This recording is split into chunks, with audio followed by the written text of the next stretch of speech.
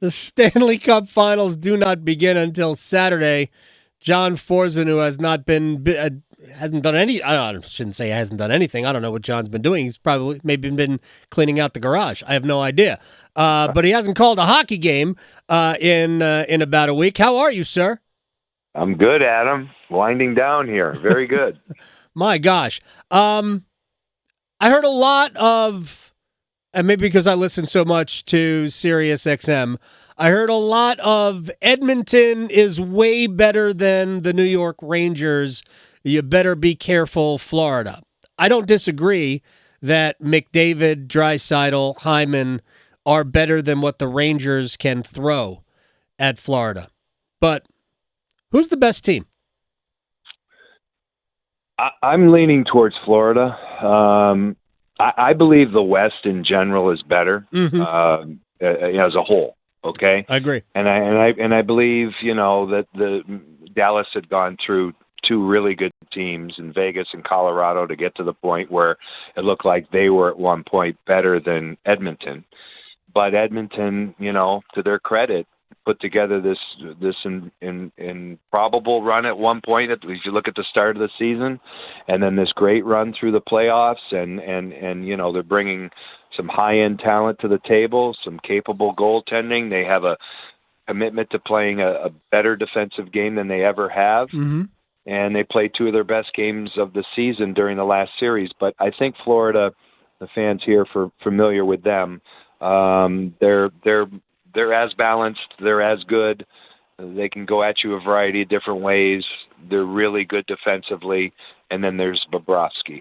So yeah. I'm leaning towards Florida. Yeah, I am too. And for all, I agree if you're comparing the Rangers to the Oilers are going to come out on top of that until we get to goaltending, obviously, because McDavid is otherworldly. There is no other like him in the league, and the more we've seen him in the playoffs, I mean, the power play goal it's unfair to even call that a power play goal. That's just a Connor McDavid goal because of what he did. It really had nothing to do with the power play to me. But between McDavid and Draisaitl and the way Zach Hyman is finishing and Evan Bouchard at the point, and they've got a high concentration, but behind that, I just don't think Edmonton is nearly as good. I think Dallas just couldn't produce. Dallas had almost all of Dallas's best players didn't do anything in the series to make it tougher on Edmonton. Well, they couldn't do anything on the power play either. Yeah. And so they went the entire series without a power play goal. And Edmonton's penalty killing is the best there is in the playoffs. And it's succeeding at, around 95%. Right. And that's with a good goalie. I'm not going to call Stuart Skinner a great goalie. He's not there yet. I think that's a fair comment. He's a good goalie that can be great within specific games, and he's a goalie that had to step out of the second round for a little bit and miss a couple of starts and get readjusted. So he's not at the same level of eliteness that we see with Shesterkin and now Bobrovsky. So their kill is a team kill. And it's a great one, and it pressures all over the ice, similar to the way the Hurricanes did during the regular season. If that stays in play, it's going to be hard, for Florida to deal with it. But 5-on-5 straight-on hockey, the grit level, the depth of the lineup, the Florida defense is really good as a group, and it's because it's five guys connected defensively, which always leads you down a really good path. So, there's a lot there, but this is the same narrative that existed for the Dallas series when it started, was that Dallas had depth. Yep. Dallas had four lines that could score. Edmonton does not. Dallas had the strong defense and the best road record in the playoffs and regular season, and a very good goalie, and they're not playing anymore. So, you know what? I think this is going to be a great series. I agree. I think it's going to be a very long series. Again, the John Forslund is joining us here. All of the narratives, all of the stuff that we see all year long, none of it matters. How are you playing right now in Edmonton? And right. Stuart Skinner is playing very well. What do you like most about the way the Florida Panthers play? Their defensive structure. So when you look at what they've been able to do in the playoffs and how they've not just shut teams down, they've eliminated teams. The Rangers had nothing going at 5-on-5. Forget special teams. It's what happens in the neutral zone. What happens once you get the puck in the defensive zone. Florida's good at going back and breaking it out with efficiency. And if they do get hemmed in a little bit, their positional play is exceptional. There's always 5 players in the screen. If you watch a game on television, I would suggest for fans, you look for 5 players in your frame. Coaches talk about it all the time. In hockey, that means everybody's connected, and there's a pretty good chance you're not going to get to the interior of the ice. And that's what's happening. And if you do get there and you do get scoring chances, again, you've got a guy at the level of Sergei Bobrovsky, who is a outstanding goalie and seems to be at another level when it gets to the postseason, which is what it's all about. So that's why I like them, and I do like how physical they can be. Yeah. And so it's that same thing we've been talking about when we address this team all season. It depends on how you want to play. You pick the way you want to play, and the Panthers will adjust and play that way and beat you that way. And Alexander Barkov is an absolutely elite defensive, all-around great player, but defensively, he's like Kopitar, Jordan Staal. These are players that can eliminate top-enders. Zibanejad was a non-factor in the previous round. Now, McDavid and Draisaitl, depends on how they're deployed by the coach and whether he decides to double down or keep them on separate lines. Because Leon Draisaitl it's almost a shame he plays on the same team with Connor McDavid, because he's right behind him, very close. Right. He'll never has ever been nominated for the Hart. It's just hysterical. If he played at another team, right? Yeah, he did win it in 2020. Oh, look at that! And he has more playoff points. And he's got all these records. Yeah. And it's just unfortunate when the games are presented. And we'll see what the worldwide leader does with this final series. You got to talk about Leon Draisaitl. No question. I don't want to get into the worldwide leader. It was a tough out when the Rangers lost in 6. I'm just going to leave it there. It was very difficult for everybody. Pour one out for Mark Messier. John Forslund is joining us here on the Adam Gold Show. How happy would you be for Paul Maurice? Really happy for him. He's evolved. We're all different as we move on in years, and Paul has really transformed himself from what he was at the very beginning, what he was at the very beginning of the Hurricanes, what he was 2.0 Maurice, what he was with Toronto, what he was in Winnipeg, and what he is now. To me, he seems like a guy who's enjoying his profession at the most he ever has. He's got enough confidence. He's got all these records. The only thing that's escaping him is a championship. If you look at the all-time records, wins and games coached, he's in that conversation with all of these great coaches. But the difference is he's never won a Stanley Cup, and they have. You look at coaches that have had longevity in all the 4 major sports. He's in that conversation too.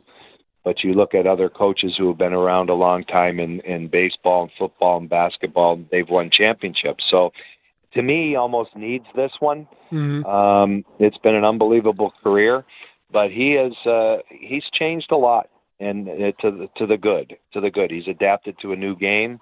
All these coaches that have coached a long time they've had to do it. A new generation of athlete. The pro athlete today is way different than it was 20 years ago. And he's figured that out. Some guys never get that. Some coaches never understand the differences the way kids are reared today. And when they come to you as a pro, this is what you're getting mentally. How are you going to handle that? I think Paul's done a nice job with that too. So I'll be very happy for him. Well-deserved if he gets there. In 2 years, the Florida Panthers went from one of the worst defensive teams to the best defensive team under Paul Maurice. John Forslund is joining us here on the Adam Gold Show. Officially, my pick is Florida in 6, but it doesn't make a difference what I say. Let me ask you about we're hearing all these things about Martin Necas here. It comes a time where some guy just needs, two entities need a change. that it's never going to work for Marty the way he wants it to work here. The head coach doesn't think he's a center. Head coach is probably right, although I would point out, as much as I love Rod Brind'amour, he didn't think Sebastian Aho was a center too. Right. But with all respect, I kind of side with the head coach on this, that Necas hasn't really demonstrated the ability defensively to be a center, certainly not here. What do you think is a reasonable expectation for Carolina in a trade for Necas? Well, anytime you get here, it's hard because when you get to a position where it's rumored and there seems to be a line drawn in the sand, which is always the case. Whether it be the coach who draws the line because the coach believes that the player is X and he's never going to see Y. And if the ownership decides that the line is drawn because contractually this is where it is and it's never going to get anywhere else, which seems to be the case here with a lot of players. Yes. Once that happens, you're kind of in a position of weakness. Most recently, a player that resembles anything close to this is like William Nylander, right? So if you roll the clock back a year ago, his name is out there potentially going everywhere. And as the season started, the same thing was the case. And they get to a contract and they give him this huge extension. Well, I don't think that money is here for this player. I think the player is run out of time here.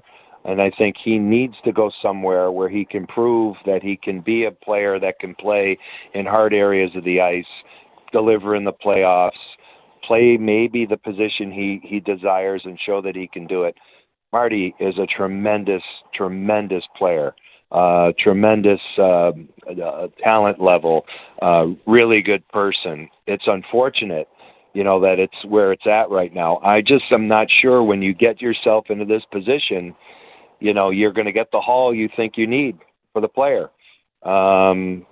Teams know this. They're going to cooperate to a point. It's interesting. It's interesting. It's in this perceived position, right? That this is the way it looks, that he's kind of boxed in, and maybe the Kane management is boxed in right now. Whoever's making these calls, which obviously only they know how they're doing business right now, right? So that's a fair comment too, I believe. Oh no, I was going to ask you about that with the impact of Don Waddell now being in Columbus.